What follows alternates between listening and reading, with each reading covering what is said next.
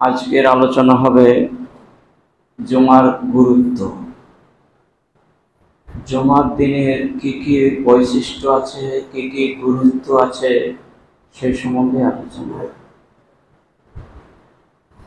জুমার দিনে এমন একটি গুরুত্বপূর্ণ দিন যেটা 7 দিনের লিডার বা সর্দার বলা হয়েছে। এই দিনটাকে ঈদ বলা হয়েছে। এই দিনটায় মানব আর দানব বাদে পৃথিবীর যত জীবজন্তু কীটপতঙ্গ নির্জীব সজীব যা আছে সকলেই আল্লাহর ভয়ে কাঁপতে থাকে জুমার নামাজ শেষ না হওয়া পর্যন্ত। তারা সবাই কম্পন সৃষ্টি করে কাঁদে হয়রান হয়ে আছে। জুমার নামাজ শেষ হয়ে যাবে, তবে তারা পেট ভরে খাবে, তবে তারা আনন্দ পাবে, তবে তারা খুশি হবে।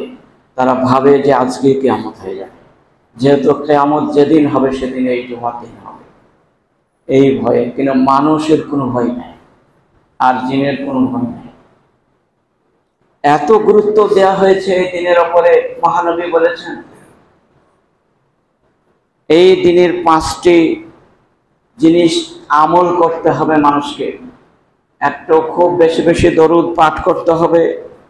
ফজর মাল জামাত তাকে পাকড়াও করতেই হবে। ফজর মাল জামাত অর্থাৎ জামাতটিকে তার আগেই সুন্নত মুআক্কাদা পড়তে হবে, পড়ে তার জামাতে শরীক হতে হবে, হতেই হবে।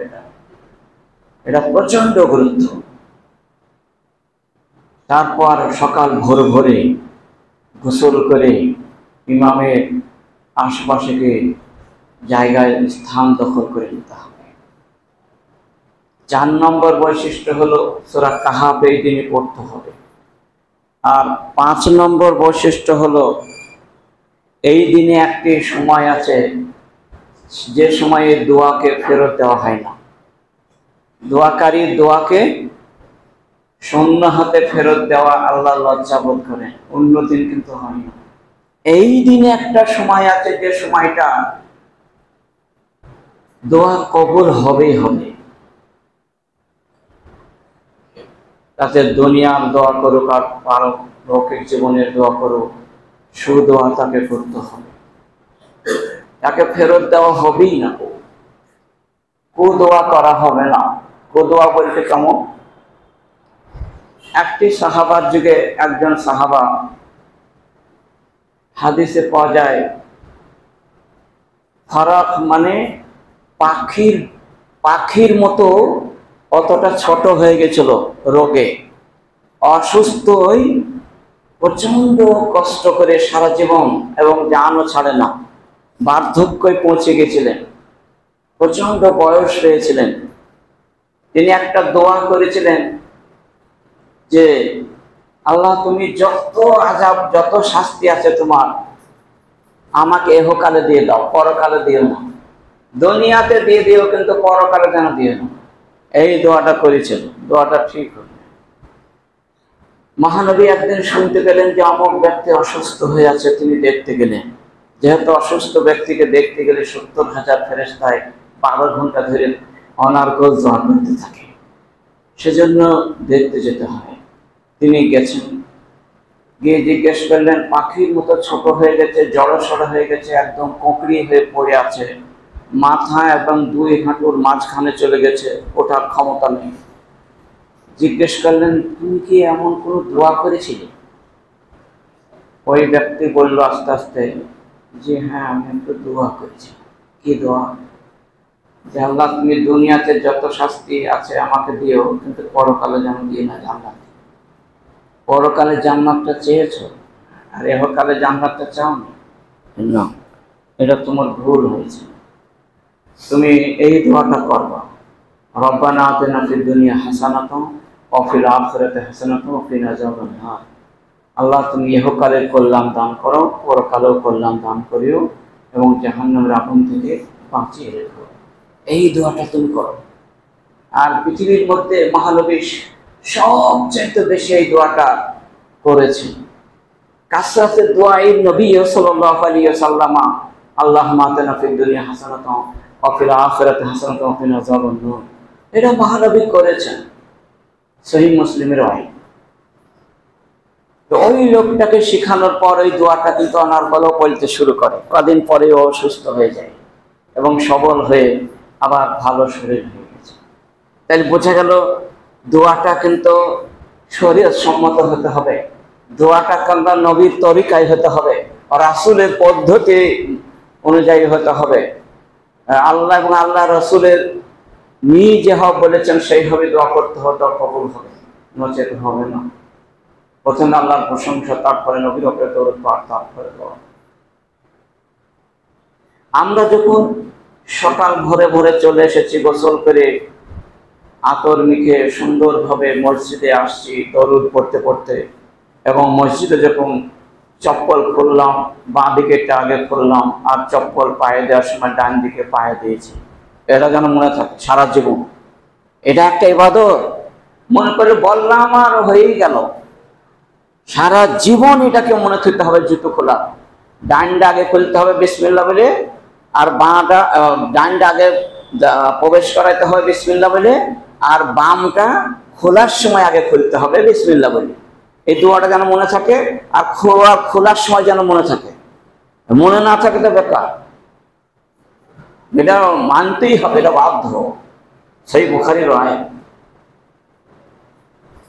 তো আমরা এসে খোলার সময় বামটা খুললাম আগে, যেহেতু খুলছি মসজিদে।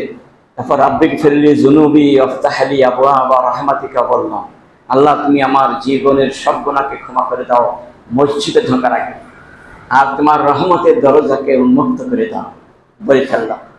তারপর মসজিদে প্রবেশ করার সময় আউযু বিল্লাহিল আযীম ওয়া ওয়াজহিল কারীম ওয়া সুলতানিল কদীম মিনাশ শাইতানির রাজীম বললাম, বলে দুরিকা তাহিয়াতুল মসজিদ অথবা দুরিকা তাহিয়াতুল ওযু পড়লাম। এভাবে নিয়ম হচ্ছে মসজিদে প্রবেশ করার বা ঢোকা। অবশ্যই এটা খেয়াল রাখতে হবে, যেহেতু সাজদা আর সালাতে এমন একটা জিনিস একে জান্নাতে নিয়ে যায়, আর এ যদি না যত্ন না করা হয় জাহান্নামে নিয়ে যাবে। তো ইবলিস শয়তান বলেছিল ইয়া ওয়াইলাতা, বলেছিল খুব আফসোস করে, ওমেরা আদম বিসুজুদ ফাসাজাদা ফালাহুল জান্নাত।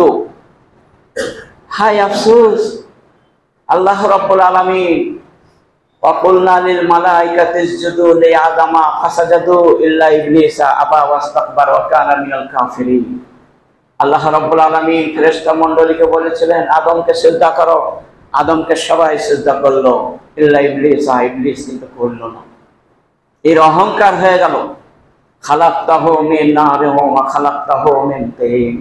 সে নিজেকে যুক্তি দেখাইলো।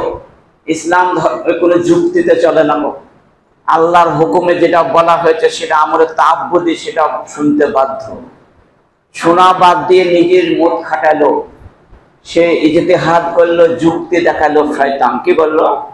খালাকতাহু মিন নারিন, আমাকে সৃষ্টি করেছে আগুন থেকে, আর আদমকে সৃষ্টি করেছে খালাকতাহু মিন তিন, ওকে মাটি থেকে। মাটি যদি আমি ওপর দিকে ছুড়ি তাহলে নিচের দিকে গড়ে চলে আসে, আর আগুন যদি আমি ফোঁ দিই তো ওপর দিকে যাবে, নিচে আসবে না। তাহলে আগুন থেকে আমি বড়, ওর থেকে আমি বড়, বড় হয়ে ছোটকে আমি সিজদা করবো, কারণটা কি? বললেই হবে সিজদা। এই যে যুক্তি দেখাইলো আল্লাহকে, আবা ওয়াস্তাকবারা মিনাল কাফিরিন, সে অমান্যকারীদের মধ্যে অন্তর্ভুক্ত হয়ে গেল। দেখো হাজার হাজার কতবার সিজদা করা সত্ত্বেও সব ত্যাগ ধূলিসাৎ হয়ে গেল, আল্লাহর একটা কথাকে না শোনায়। আর আদম সন্তান, আর তখন তো আদম ছাড়া দ্বিতীয় কেউ নেই পৃথিবীতে, তার কোনো মানুষ নাই। তো ফেরেশতা মণ্ডলীকে বলা হলো সিজদা করো, আর সবাই সিজদা আল্লাহর হুকুম মেনে সিজদায় পতিত হলো। ফাসাজাদা ফালাহুল জান্নাত, সিজদা করার কারণে জান্নাত চলে গেল। হায়। আর বলা হয়েছে আর ফেরেশতা বলে উমিরতু বিসজুদে, আমাকে সিজদা করার হুকুম দেওয়া হয়েছিল আল্লাহর তরফ থেকে। আবাই তো আমি ইনকার করে দিলাম, অমান্য করে নিলাম, আল্লাহর কথাকে শুনলাম না। খালি আল্লাহর যে অতএব আমার জন্য জাহান্নাম চিরস্থায়ী হয়ে গেল। বোঝা গেল লক্ষ লক্ষ বার সিজদা করেও কোনো কাজ হলো না। একবার অহংকার, একবার অস্বীকার করার কারণে সোজা জাহান্নাম। সেজন্য আমাদেরকে যেটা ছোট ছোট কাজ বলবো সেটাও শুনতে হবে, সেটাও মান্য করতে হবে। ওমা আরসালনা মির রাসূলিন ইল্লা বিলিসানি কওমিহি লিয়ুবাইয়িনা লাহুম। আল্লাহ রাব্বুল আলামিন সূরা ইব্রাহিমের ৪ নম্বর আয়াতে বলেন, ওমা আরসালনা মির রাসূলিন, আমি কোন রাসূলকেই পাঠাইনি জগতে, ইল্লা বিলিসানি কওমিহি, তার জাতির ভাষাভাষী করি আমি প্রেরণ করেছি, পাঠিয়েছি। সব নবীকে, যত নবীগণ রাসূলগণ এসেছেন জগতে, যে ভাষায় যাকে, যে দেশে যে ভাষা প্রচলন আছে, সেই দেশের ভাষাকে জানানোর পর সেই ভাষায় তাকে আমি নবী করে পাঠিয়েছি। কেন? লিয়ুবাইয়িনা লাহুম, তাহলে তাদের পরিষ্কারভাবে বোঝা যাবে ভাষাটা কি বলতে চাইছে, এত সুন্দর করে বোঝানো হয়েছে। তাছাড়া মহান আল্লাহ রাব্বুল আলামিন কিতাব পাঠিয়েছেন কোরআন মাজিদকে। আল কোরআন হিয়াল্লাতি, কোরআন এমন একটা জিনিস যেটা কোরআনের মতো চললে, তার কথাকে মান্য করে চললে সে হিদায়াত প্রাপ্ত হয়ে যায়। কত রাসূলকে পাঠানো হয়েছে হিদায়াতের জন্য।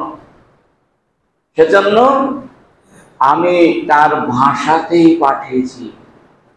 আইয়ুযিল্লুল্লাহু মাইয়াশা ওয়া ইয়াহদি মাইয়াশা, তবু কিন্তু বহু লোক তারা ভ্রষ্ট রাস্তাতেই থাকলো, বেকট রাস্তাতেই থাকলো, সোজা রাস্তায় আসলো না। ওয়া ইয়াহদি মাইয়াশা, আর আল্লাহ যাকে ইচ্ছা তাকে হিদায়াত করেন। ওয়া হুয়াল আজিজুল হাকীম, তিনি পরাক্রমশীল প্রজ্ঞাময়, তিনি ক্ষমতাবান এবং তিনি অক্ষেত্রাল সব জানেন। তাহলে বোঝা গেল যে আমরা এই দিনের গুরুত্বটাকে প্রচন্ড শুনতে হবে এবং এই ওয়াজটা যেটা শুনবো সেটাকে কঠিনতম হবে মেনে চলতে হবে। এই মানার নাম হচ্ছে ইসলাম, শুধু শোনার নাম নয়। যেটুকুনি মানবো, আজ থেকে যুদ্ধের কথা শুনলাম, জীবনে ভুল হবে না। একদিন যদি বাই চান্স ভুল হয়ে যায় তো নিজের স্ত্রীকে শোনাইতে হবে যে ভুল হয়ে গেছে, তুমি কোনটা আগে পাইতে চাইছে, বিসমিল্লাহ বলতে ভুলে গেছো নাকি, এরকম ভাবে ঘষাঘষি করতে হবে। জাবের থেকে বর্ণিত রাসূল সাল্লাল্লাহু আলাইহি ওয়াসাল্লাম তিনি বলেন, কানাতিল নবী সাল্লাল্লাহু আলাইহি ওয়াসাল্লাম খুতবাতাইনে আইয়াজলিসা বাইনাহুমা ইয়াকরাউল কুরআনা ইউযাক্কিরুন নাস। আল্লাহ রাব্বুল আলামিন জাবের বিন সামুরা থেকে বর্ণিত রাসূল সাল্লাল্লাহু আলাইহি ওয়াসাল্লামকে বলেন, রাসূল সাল্লাল্লাহু আলাইহি ওয়াসাল্লাম বলেছেন, খুতবাতানে, আজকের দিনে দুটো খুতবা হয়। একটা খুতবা ওয়াজ নসিহত হয়, আর একটা খুতবায় লাস্টে ফিনিশিং দোয়া দরুদ হয়। আইয়াজলিসা বাইনাহুমা, আর এই দুটো খুতবার মাঝখানে একটু বসতে হয়, এটা মহানবীর নির্দেশ। ইয়াকরাউল কুরআনা, কোরআন মাজিদ পড়তে হয় প্রথমে। ওয়ায়াখতুবু, এবং খুতবা দিতে হয়, লেকচার দিতে হয়। ওয়াকালা, আর তিনি বললেন যে ইউযাক্কিরুন নাস, মানুষকে নসিহত করতে হবে, ওয়াজ করে শোনাতে হবে। সহিহ মুসলিমে 462 নম্বর হাদিস। তো আমরা বুঝতে পারলাম যে অবশ্যই প্রথম খুতবায় নসিহত হবে, দ্বিতীয় খুতবায় দোয়া হবে। তারপর মহানবী বললেন, দাখালা রাজুলুন ইয়াউমাল জুমআতে, একটা লোক শুক্রবারের দিন প্রবেশ করলো মসজিদে, হঠাৎ করে সে বসে গেল। মহানবী নবী আখতুবু, আর মহানবী খুতবা দিচ্ছিলেন। তিনি বললেন, আসাল্লাইতা, তুমি কি নামাজ পড়েছো গো? আল্লাহ, সে বলল যে না, পড়েনি। আসাল্লে রাকাতাইনি, তুমি উঠো, দুই রাকাত হালকা করে পড়ে নাও, খাফিফাতাইনি, ওই দুই রাকাত খুব দীর্ঘায়ী করো না, তাড়াতাড়ি করে ছোট সূরা বলে তুমি তাড়াতাড়ি পড়ে তো বসবা, তার আগে বসা নিষিদ্ধ। তুমি কেন বসলে? সহিহ বুখারী 930 নম্বর হাদিস। তো আজকের বৈশিষ্ট্যই হলো তাহিয়াতুল মসজিদ। মসজিদে যে দুই রাকাত আছে, এটা পড়াটা আজকের ফরজের কাছাকাছি, মানে সুন্নতে মুআক্কাদা, পড়তেই হবে, না বাধ্য। খুতবা হলেও পড়তে হবে, খুতবা না হলেও পড়তে হবে। এটা কোনো সুন্নত নয় যে গত বা অন্য দিনে জুমার আগে পরে যে দিনগুলি আছে, এই দিনগুলো যে জোহরের সময় 6 রাকাত সুন্নত আছে, আগে 4 পরে 2, ওই সুন্নত এই দিকে আর কিছু নাই। জুমার দিনে কোনো সুন্নত নাই। শুধু তাহিয়াতুল মসজিদ 2 রাকাত আর ফরজ 2 রাকাত 4 রাকাত আর লাস্টে 4 রাকাত নামাজ, মোট 10 রাকাত সালাত। 4 আর 4 8 রাকাত সালাত। এইবার কেউ যদি ইচ্ছা করে বা পড়তে ইচ্ছুক হয় তাহলে তাকে তাহিয়াতুল মসজিদ 2 রাকাত পড়তে হবে প্রথমে, তারপর তাহিয়াতুল উযু পড়ে তারপর তাহিয়াতুল মসজিদ পড়ে, তাহলে 10 হলো। এবার যদি কেউ পড়তে ইচ্ছুক হয়, মহানবী বললেন সুম্মা ইগতাসালা, গোসল করলো সকাল ভোরে এই জুমার দিনে, সুম্মা আতাল জুমাতা, তারপর জুমার নামাজ পড়তে আসলো, আর ফাসাল্লা মা কুদ্দিরা লাহু, সে নামাজ পড়লো তার ক্ষমতা অনুযায়ী, সে যতটা ইচ্ছা পড়তে পারে, এতে কোনো তার কমতি নাই। সম্মান সাথা, তারপর যখন খুতবা পড়বে ইমাম সাহেব, তখন তিনি চুপ করে শুনবেন কান লাগে, হাত্তা ইয়াফরাগু মিন খুতবাতিহি, খুতবা শেষ পর্যন্ত কোনো শব্দ তার হবে না, কোনো রকমের কাকিকোটা নাড়াচাড়া করবে না, কোনো রকমের শব্দ তার দ্বারাই হবে না, ওটা বসাও হবে না, ডাইনে বাঁয়ে তাকানো হবে না, এক নাগাড়ে অনার্গল খতিবের মুখের দিকে চেয়ে থাকতে হবে যতক্ষণ খুতবা হবে। যদি 45 মিনিট খুতবা হয় তবু তার দিকে চেয়ে থাকতে হবে, ঘুমানো হবে না, তবু এদিকে ওদিকে করা হবে না। তাহলে মহানবী বললেন, এটা সহিহ মুসলিমের 857 নম্বর হাদিস। এটা হলো খুতবা শোনার বৈশিষ্ট্য। মা কুদ্দিরা মানে তার ক্ষমতা অনুযায়ী সালাত পড়বে। সেদিন মনে করে 100 রাকাত পড়বে হবে, 200 রাকাত পড়বে, হ্যাঁ তাও হবে। সেদিন মনে 10 রাকাত পড়বে, তাও হবে। এর কোনো সংখ্যা নাই, এর কোনো সীমা নাই। 9টার সময় আসলো মসজিদে, সমানই পড়লো 2 রাকাত করে, আর 2 রাকাত তাসবিহ তাহলিল করলো, এই করতে করতে 1000 রাকাত হয়ে গেল, তাও হবে। এই দিনই কোনো নামাজের তার যেটাই পড়বে সেটাই হবে, এই হাদিসটাও পাওয়া গেল।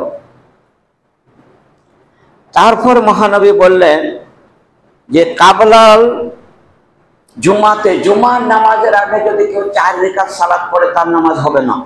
জুমার পরেও যদি 1 সালামে 4 রাকাত পড়ে তবু হবে না, 2 সালামে পড়তে হবে। সালাতুল লাইলে সালাতুল নাহারে মাসনা মাসনা, রাতের নামাজ হোক আর দিনের নামাজ হোক 2 রাকাত করে। তাহলে আমরা বুঝতে পারলাম, পরিষ্কার হয়ে গেল যে আপনি যত রেখাতি পড়েন আজকে সব 2 রাকাত পড়ে পড়ে সালাম ফেরাবেন।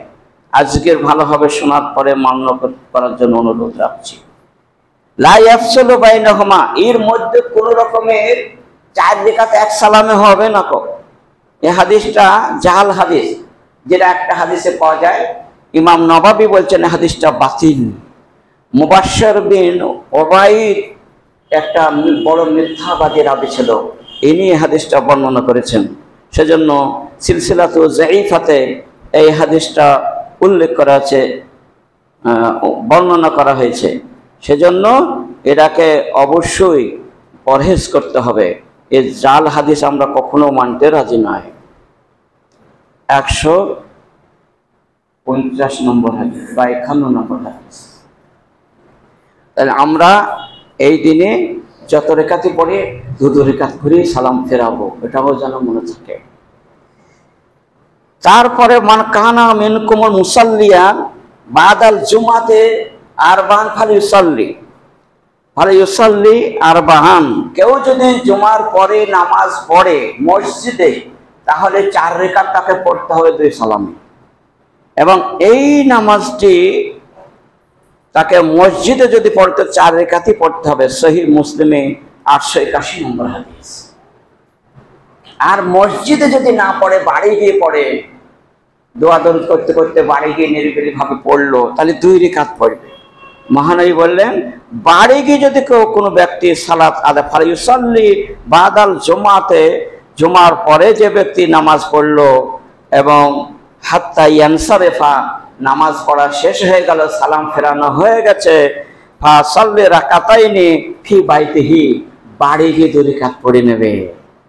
সহিহ বুখারীর 937 নম্বর হাদিস। তাহলে আমরা বুঝতে পারলাম জুমার পরে নামাজ 4 রাকাত অথবা 2 রাকাত। মসজিদে যদি পড়েন তাহলে 4 রাকাতই পড়তে হবে, আর বাড়ি গিয়ে যদি পড়েন তাহলে 2 রাকাত পড়লেই যথেষ্ট। এটা পরিষ্কার হয়ে গেল আজকে যে কখন ক রাকাত পড়ব।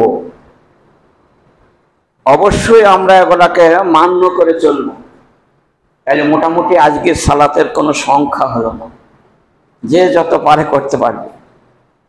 আর সালাতুহু কাসদান ওয়া খুতবাতুহু কাসদান, মহানবীর খুতবাও ছিল মাঝামাঝি এবং নামাজও ছিল মাঝামাঝি, খুব লম্বাও নয় খুব খাটোও নয়, একেবারে মনোনীত ভাবে 8 ঘন্টা থেকে 35 মিনিট এইরকম ছিল। তাহলে বোঝা গেল কোনো কোনো দিন 5000 খুতবার মধ্যে অনেক লম্বাও হয়ে গেছে মহানবী, প্রায় 1 ঘন্টা 50 মিনিট।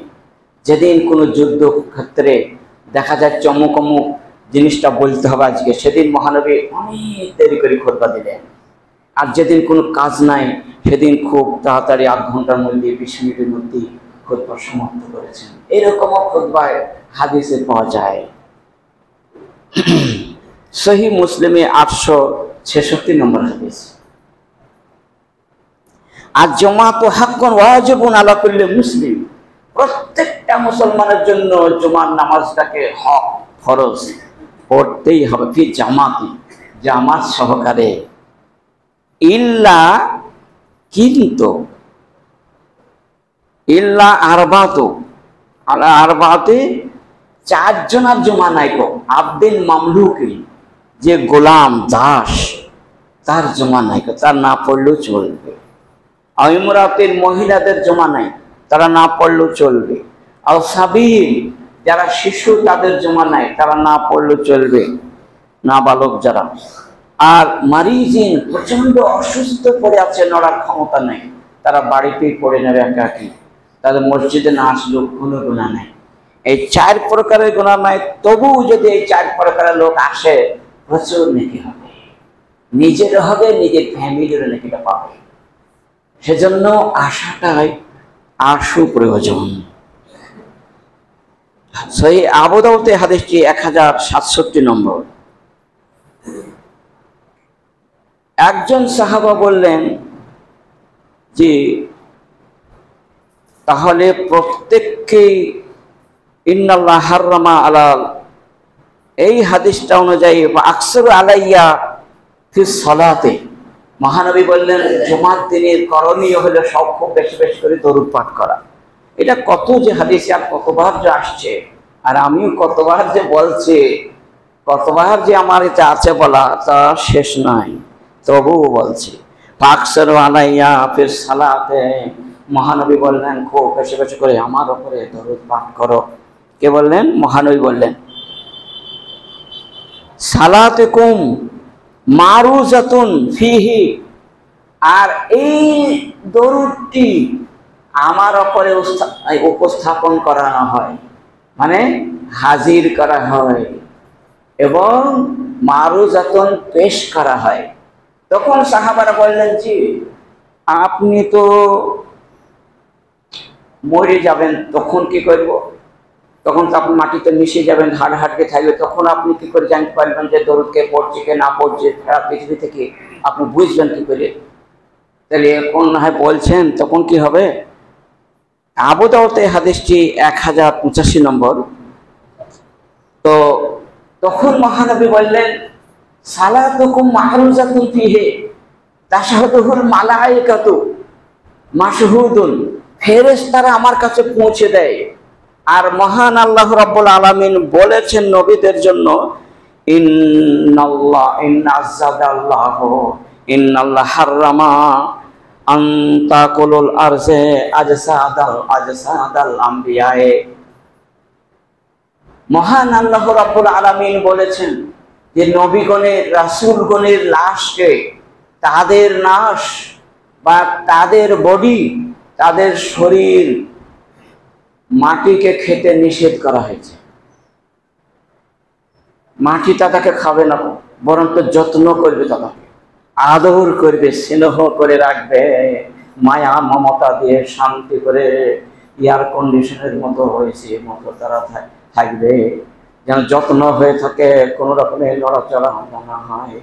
তাদেরকে এই কথাই আল্লাহ রাব্বুল আলামিন বলে, ইন্নাল্লাহ হাররামা আলা আজসাবিল আমবিয়ায়ে, আল্লাহ রাব্বুল আলামিন নবীগণের লাশকে খেতে নিষেধ করা হয়েছে, হারাম করে দেওয়া হয়েছে। কোনো জিনিস তাদেরকে খাবে না, একটা গায়ের লোম পর্যন্ত তার নষ্ট হবে না। যে হবে মাটিতে হয়েছে, ওই খুললে কোনো কি ওই হবেই পাওয়া যাবে, তো কিছু হবে না। তো আমাকে ইউরজাকু ফিহি, আমাকে রুজিও দেওয়া হয়। মহানবী বললেন, কি বললেন সাহাবাদের উত্তরে, আমাকে রুজিও সরবরাহ করা হয়। ইউতআমিনি রাব্বি ওয়া ইয়াসকিনি, আমার রব আমাকে খাওয়ায়, আমার রব আমাকে পান করায়। পৃথিবীর আর কোনো মানুষকে এরকম করে না। এই আল্লাহ রাব্বুল আলামিন আমার উপরে মেহেরবানি করে কাজটা করে দিয়েছেন, সেজন্য আমার কাছে পৌঁছে যায়। কে আমরা একবার দোয়া বললো, কোটি কোটি কিলোমিটার দূর থেকে আমি সেকেন্ডের মধ্যে বুঝে ফেলবি অমুকের ছেলে আমার জন্য দরুদ পড়েছে, আল্লাহ তুমি 10 বার ওর রহমত বর্ষণ করো, এটা আমি সেকেন্ডের মধ্যে তাকে উত্তর দিয়ে দিই। এই ক্ষমতা আল্লাহ রাব্বুল আলামিন আমাকে দান করেছেন।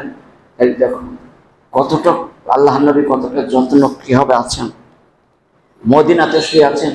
এখন একবার আল্লাহুম্মা সাল্লি আলা মুহাম্মাদ সাল্লিম বললাম, হয়ে গেছে, তার উত্তর চলে এসেছে। 10-12টাও আল্লাহ নবী বলেছেন। এবার পরিষ্কার সহিহ হাদিস, সবগুলাই সহিহ হাদিস কোনো, সেজন্য অবশ্যই আবু দাউদের হাদিসটি 1067 নম্বর। ইয়াউমাল জুমাতে ও লাইলাতুল জুমাতে, সহিহুল জামেতে এই হাদিসটা বর্ণনা করা হয়েছে 1409 নম্বর 1407 নম্বর হাদিসটি, যে জুমার দিনে অথবা জুমার রাতে থেকে শুরু করে দাও, মানে বৃহস্পতিবার সূর্য ডোবার পর থেকে নিয়ে শুক্রবারের সূর্য ডোবার আগ পর্যন্ত এই 24 ঘন্টা। কতটা সময়সীমা তাও বলে দেওয়া হলো, আর অন্য 6 দিন বলা হয়নি। তাহলে এই দিনে খুব বেশি পড়তে পারে, অন্য দিন কম পড়তে হবে, কিন্তু প্রতিদিনই পড়তে হবে। এটা মহানবীর নির্দেশ। এই নির্দেশকে যত পালন করা যাবে ততই আমরা সাকসেসফুল হতে পারবো। আল্লাহ যেন আমাদেরকে সকলকে এই দরুদ বারবার পড়ার আমাদেরকে আগ্রহ দান করেন। আর যে দোয়াটা কবুল হওয়ার কথা বলা হয়েছে, সেটা হলো একটি ইমাম সাহেব যখন খুতবায় উঠবেন, আজান শুরু হয়ে গেল, তখন থেকে নিয়ে নামাজ শেষ সালাম ফেরানো পর্যন্ত এই সময়টার মধ্যে যা দোয়া করে কবুল হয়ে যাবে। দ্বিতীয় একটা হাদিসে বর্ণনা যাচ্ছে যে আসরের নামাজের পর থেকে নিয়ে সূর্য ডোবার আগে পর্যন্ত এই 2 ঘন্টা 2.5 ঘন্টার মধ্যে যা দোয়া করবে কারেন্টের মতো কবুল হবে, আল্লাহ ফেরত দেবেন না। মহানবী বলছেন এই 2 সময় দোয়া করলে ফেরত দেওয়া হয় না। 41টা মত আছে, কিন্তু সর্বাধিক সঠিক মত যেটা, সঠিক হাদিসের সংখ্যায় যেটা বলা হয়েছে, সেটা এই 2টো মতকে প্রাধান্য দেওয়া হয়েছে। ইমাম নববী বলছেন এই 2টো সময়তেই হয় এটা হবে, না হয় ওটা হবে। এখন কি হবে দোয়া করবেন, এখন মনে মনে করবেন, সেটা কবুল হয়ে যাবে, হাবি কবুল। আর আসরের নামাজ থেকে নিয়ে মাগরিবের আগে পর্যন্ত ওটা আপনি নিরিবিলি জায়গায় বসে হাত তুলে দোয়া করবেন, একাকি, কোনো অসুবিধা নাই। তাহলে বোঝা গেল যে আমরা অবশ্যই সহিহ তিরমিজি হাদিসটি 1074 নম্বর, এবং ওইটা হাদিসটি সহিহ মুসলিমে 853 নম্বর হাদিস।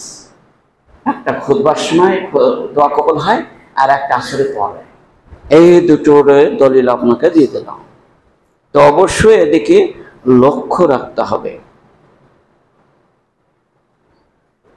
শেষ একটা হাদিস দেখুন, জুমার গুরুত্ব সম্বন্ধে একটি সুন্দর একটা হাদিস আছে। মহানবী বলেছেন, মান গাসসালা ইয়াউমাল জুমাতে, যে ব্যক্তি গোসল করলো, ওয়াগতাসালা গোসল করালো, মানে নিজেও গোসল করলো, স্ত্রীকেও গোসল করালো, ফরজ গোসল করি জামাতে নামাজ পড়লো, কোথায় ফজরে জামাত পেল, এইরকম যে বান্দা বান্দি পাবে, ভালো করে শুনবেন, মনোযোগ দিয়ে, হেভি নেকির পাল্লা ভারী হবেই হবে ইনশাআল্লাহ। অবাক্কারা এবং সকাল ভোরে ভোরে প্রস্তুতি নিল, এখন সকাল ভোরে ভোরে গোসল করলো, 8টা-9টার সময় গোসল করে আস্তে আস্তে ধীরে ধীরে মসজিদের দিকে পাড়ি দিল, তাতে 10টা বাজুক 11টা বাজুক যা বাজুক ইমামের খুতবা শোনার আগে পর্যন্ত সমস্ত মানুষগুলোকে গণ্য করা হবে। এবং সে ব্যক্তি মাসা ওয়ালাম ইয়ারকাব, এবং সে পায়ে হেঁটে নামাজ পড়তে গেল। ওয়ালাম ইয়ারকাব, সওয়ারি করলো না, কোনো আরোহণে গেল না। ওয়াদানা মাল ইমাম, আর ইমামের ডাইনি অথবা বাঁয়ে এসে বসে গেল। ফাস্তামা, এবং খুব মনোযোগ দিয়ে খুতবা শুনলো। এমন হবে খুতবা শুনলো বাড়ি গিয়ে হুবাহুব জিজ্ঞাসা করতে পারবে, একদম এই খুতবাটা বাড়ি গিয়ে কেটে শোনায় টোটাল বলতে পারবে, এরকম ভাবেই মানে শুনলো। তাহলে কটা কথা বলা হলো? একটা হলো যে এই রাত্রিতে সহবাস করে গোসল করে জামাত ধরতে পারলো। 2 নম্বর সে ব্যক্তি তারপর কি করলো? পায়ে হেঁটে আসলো। 3 নম্বর সে ব্যক্তি খুব ভোরে ভোরে গোসল করলো সকাল সকালে। আর 4 নম্বর খুতবাটা হেভি মনোযোগ দিয়ে শুনলো, এক নাগাড়ি ওর দিকে তাকিয়ে আছে, এদিকে ওর দিকে তাকালো না, কাউকে কথাও বলতে, যদি 1 তীর মারলো তো তাকে কিচ্ছু বললো না। এরকম ভাবে যে ব্যক্তি থাকতে পারলো, বেকুল্লে খাতবাতিন করলো, আমালো সানাতিন, আমালো আজরো সিয়ামেহা ওয়া কিয়ামেহা। নবী আমার বললেন, এইরকম ভাবে যে ব্যক্তি জুমার নামাজটা পড়া পর্যন্ত ধীর স্থির ভাবে যে ব্যক্তি এর কথাগুলো মান্য করে চলতে পারলো, তাহলে বেকুল্লে খাতওয়াতিন, তার বাড়ি থেকে বেরিয়ে মসজিদ আসা পর্যন্ত যতটা কদম এসেছে, যতটা পা ফেলিয়েছে, এক একটা পায়ের এক একটা কদমের আমালো সানাতিন সিয়ামেহা ওয়া কিয়ামেহা। 1 বছর রোজা করলে যতটা নেকি হয়, 1 বছর নামাজ পড়লে ননার পর যতটা নেকি হয়, মহানবী বলছেন কতটা নেকি তার আমল নামায় লেখা হবে। বলুন আলহামদুলিল্লাহ। কতটা নেকি তার আমল নামায় জমা হয়ে যাবে, 1 জুমাতে এতটাই জমা হয়ে যাবে। দেখুন সহিহ আবু দাউদের 345 নম্বর হাদিস। তাহলে আমরা বুঝতে পারলাম যে এই দিনের গুরুত্বটা প্রচন্ড আছে, এবং এই দিনের গুরুত্বটাকে হারালে হবে না। অবশ্যই আমরা এদিকে লোক সহিহ তিরমিজিতে এই হাদিসটা বর্ণনা করা হয়েছে 496 নম্বর। আমরা বুঝতে পারলাম যে এই দিনের গুরুত্ব, এই দিনের মাহাত্ম্য, এই দিনের বৈশিষ্ট্য, এই দিনের সালাত, এই দিনের কিয়াম, এই দিনের সিয়াম, আর এই দিনের যাতায়াত, আর এই দিনের চপ্পল খোলা আর না খোলা, আর এই দিনে শরীয়তে চলা এবং মসজিদে প্রবেশ করার দোয়া, সবগুলাই আজকে কিন্তু রিভাইভ হয়ে গেল, সবগুলাই কিন্তু আমার বলা হয়ে গেছে। এবার যদি আমরা এই গুণা কম্প্রোমাইজ করে, এই গুণা যদি শোনাশুনি করে বাড়ি গিয়ে ঘষামশা করে যদি আমরা আমল করতে পারি, তাহলে আমরা পারলৌকিক জীবনে সাকসেসফুল হবই হবে ইনশাআল্লাহ। আর এই যে 2খানা সময়ের কথা বলেছি, ওই সময়ে দোয়া করবেন, দোয়া যা করবেন আপনি কবুল হবেই হবে। এই জন্য দোয়া করাটাও নিজের কাছে নিজে সেইভাবে মানান হয়ে সে দোয়া করবেন, কবুল হয়ে যাবে। 7 দিনের মধ্যে এই 3টা ছাড়া অন্য দিনে এই সময় দোয়া কবুল হয় না, সেজন্য এই সময় পাওয়াও যাবে না। সেজন্য এর গুরুত্বটা আরো বেশি। আল্লাহর কাছে দোয়া করি, হে প্রতিপালক, আমরা যারা এই মসজিদে শ্রবণ করলাম এবং যারা অনলাইনে অফলাইনে শুনবে, তাদেরকেও সকল মুসল্লিগণকে এই খুতবার যে গুনাহ মাহাত্ম্য গুরুত্ব দেওয়া হলো, সবগুলাকে আমলে পরিণত করার শুভ তৌফিক দান করো। আমিন, আমিন।